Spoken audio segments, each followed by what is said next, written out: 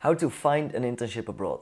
This is probably the question that I get asked most in my life, and I'm going to share with you 3 ways to go about finding an internship, the benefits, the downsides, and also the costs that are associated with each option.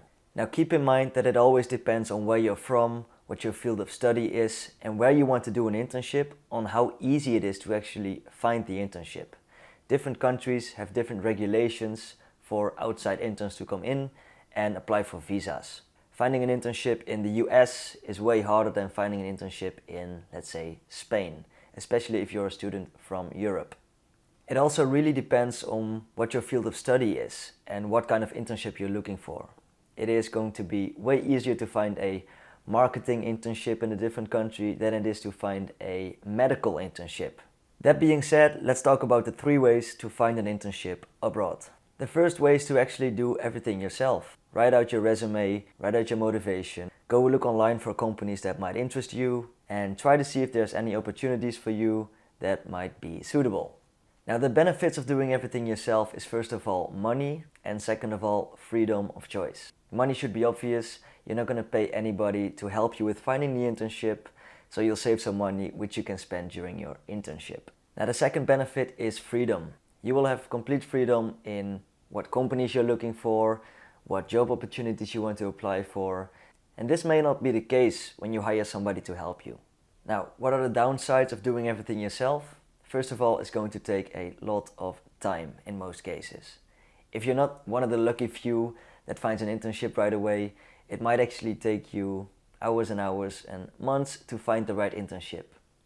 Now, if you do want to try and find your internship yourself, here's some tips that might help you.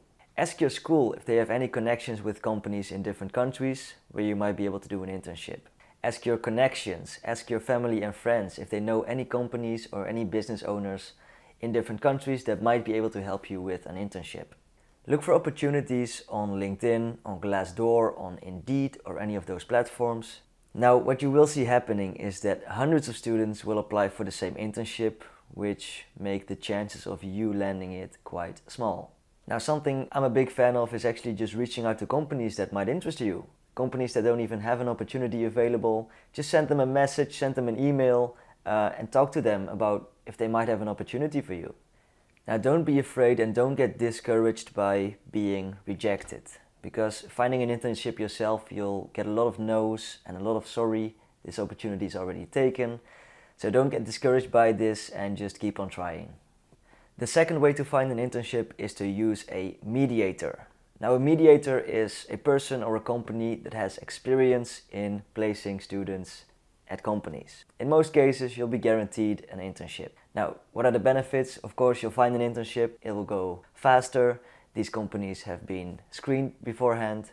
Now, what is the downside to this? It costs a lot of money in most cases. The average cost of internship mediation will be somewhere between 500 or 1500 euros. Now, the value you'll get is actually worth it in most cases. For some students, it's super hard to find the right internship for them, and it might be actually the best option to use a mediator.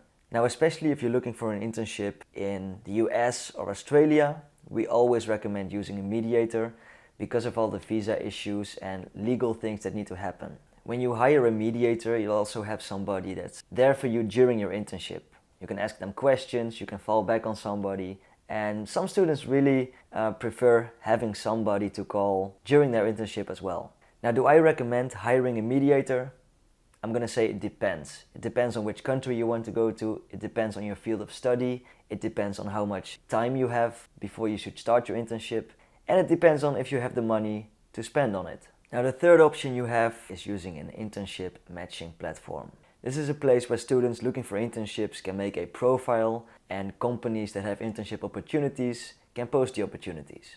As a student, you can use this profile to either reach out to companies on the platform or outside of the platform.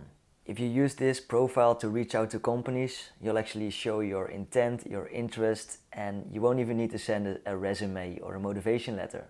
The company can see who you are, what you study, what you're looking for in an internship, and they can contact you directly on the platform.